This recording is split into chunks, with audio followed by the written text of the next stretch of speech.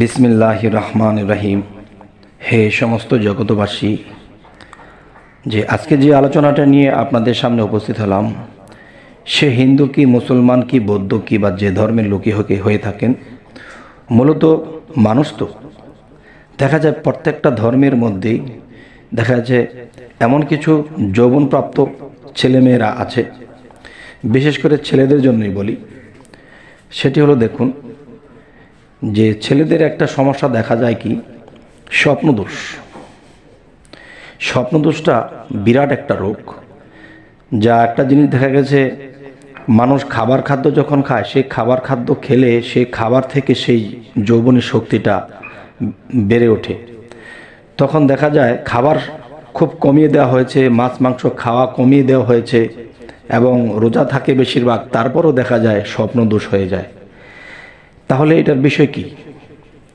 এবং দেখা যায় একটা স্বপ্ন দেখতেছে, একটা সুন্দরী রূপসীর পিছনে পিছনে যাচ্ছে, তাকে দেখতেছে, তাকে ছুঁইতেছে, তাকে ধরতেছে, এরকম কিছু স্বপ্ন দেখার পরেও দেখা যায় স্বপ্নদোষ হয়ে যায়।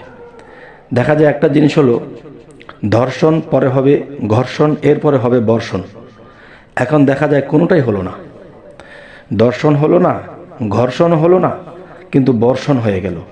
তাহলে এটা একটা বিশেষ রোগ, যে রোগটা দেখা যায় সংসারে ফ্যামিলিতে বেশিরভাগ ছেলেদের এই জিনিসটা হয়ে থাকে। তখন তাদের মন নষ্ট হয়ে যায়, বিভিন্ন দোয়া ছোড়া পরেও ঘুমালেও দেখা যায় এটা হয়ে যায়। এটার মূলত বিষয়, ঔষধের বিষয়গুলো আমি বলতেছি। এর আগে আমি বলবো যে যারা ইবাদতকারী তারা কিন্তু দেখা যায় কুদৃষ্টি করে না, তারপরেও কিন্তু হয়ে যায়।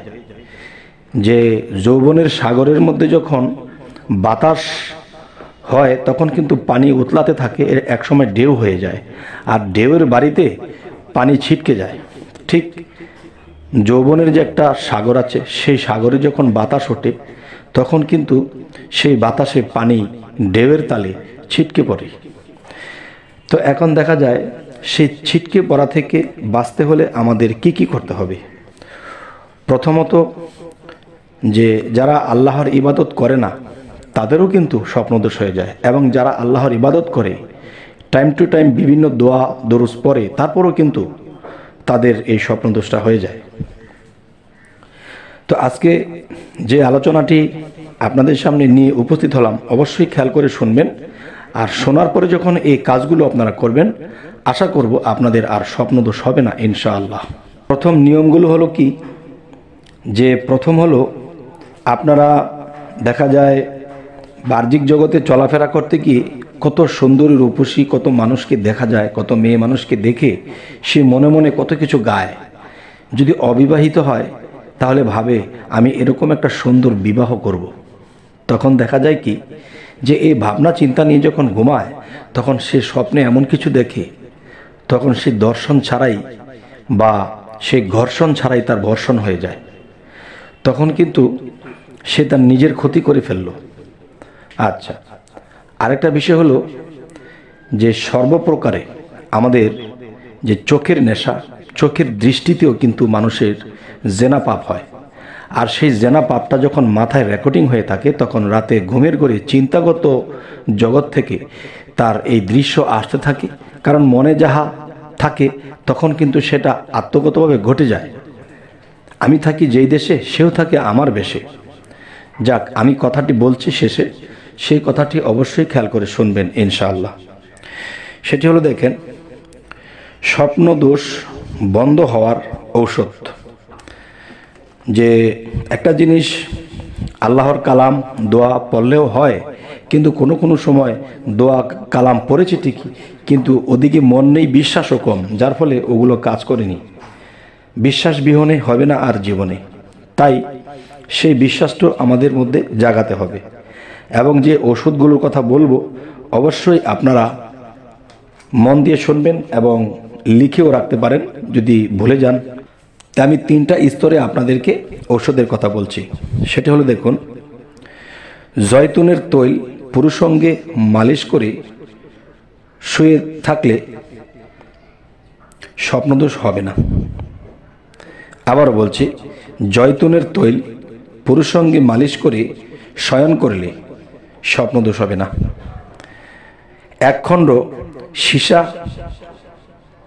পুরুষাঙ্গে একখণ্ড সীসা পুরুষাঙ্গের মূল দেশে বেঁধে রাখলে স্বপ্নদোষ হবে না। এ হলো এক ধাপ। এবার আরেকটি ধাপে যাচ্ছি, সেটি হলো শনিবার শ্মশান হতে কালো ধুতুরার শনিবার শ্মশান হতে কালো ধুতুরার শিকড় তুলে শনিবার কিংবা মঙ্গলবার কোমরে বেঁধে রাখলে স্বপ্নদোষ হবে না। এ হলো দুইটা। এখন আপনাদের কাছে যেটা সহজ হবে সেটাই আপনারা করবেন। অনেকে যাবে না শ্মশানে, ভয় পায় কিংবা ওটা বিশ্বাস কম। আচ্ছা ঠিক আছে।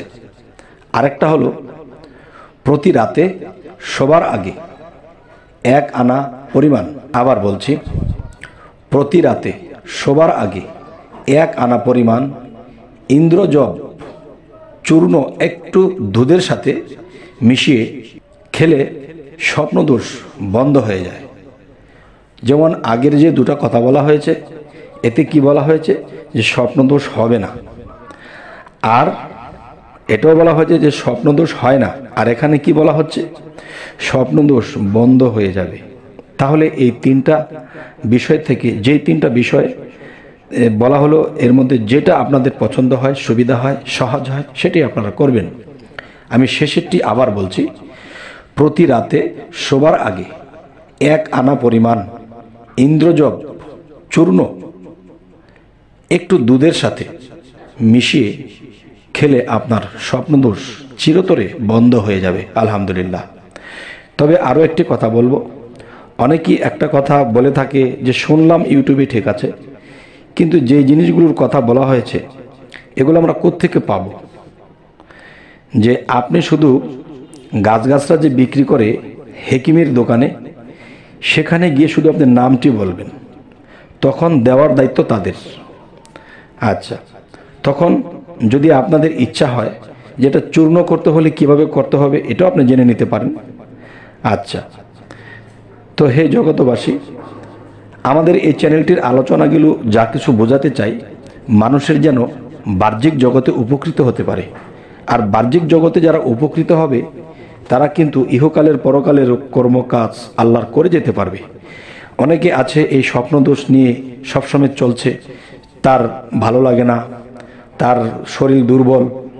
এরপর কেউ যদি বলে কিরে বিবাহ সাথী করবি না, তখন তার মনটা কালো হয়ে যায়, চেহারাটা লীলা হয়ে যায়, যে বিয়ে শাদী করব, আমার মন ভালো না, এই ব্যাপার, আমার সংসারে তো সুখ হবে না, শান্তি হবে না। তো এরকম অশান্তি নিয়ে অনেক মানুষই থাকে। তাই বলবো, অবশ্যই বিশ্বাস রাখতে হবে যে এই গাছগাছটার মধ্যে আল্লাহ এই জিনিসগুলো রেখেছে, যাতে করে আপনার স্বপ্নদোষ যেদিন থেকে বন্ধ হয়ে যাবে, আপনার জ্ঞানের প্রখরতা বাড়বে, আপনার শরীরের ঝকঝকা জিনিসটা ফিরে আসবে, আপনার চেহারার মধ্যে নূর কাজ করবে, তখন যে কোনো কাজ করতে আপনার ভালো লাগবে, মনে আনন্দ আসবে, সংসারে সুখ আসবে এবং আয় উন্নতিও বাড়বে, অলসতা কমে যাবে। তবে আজ আমি আপনাদের সামনে যে আলোচনাটা করেছি, এরকম আরও আলোচনা পেতে অবশ্যই আপনারা আমাদের এই চ্যানেলটিকে সাবস্ক্রাইব করে রাখুন। আর আমাদের এই চ্যানেলটির নাম কি? বিপদ মুক্তির পথ। বিপদ মুক্তির পথ, এই চ্যানেলটি আপনারা অবশ্যই খেয়াল রাখবেন। আমি বিভিন্ন ঔষধ, বিভিন্ন জাদু টোনা করে মানুষকে মেরে ফেলে, মানুষের ক্ষতি করে ফেলে, এই সম্পর্কেও আমি আপনাদেরকে ভিডিও দেব। তো আমাদের চ্যানেলটিকে সাবস্ক্রাইব করে আমাদের পাশেই থেকে যান। সকলে ভালো থাকবেন। আল্লাহ হাফিজ।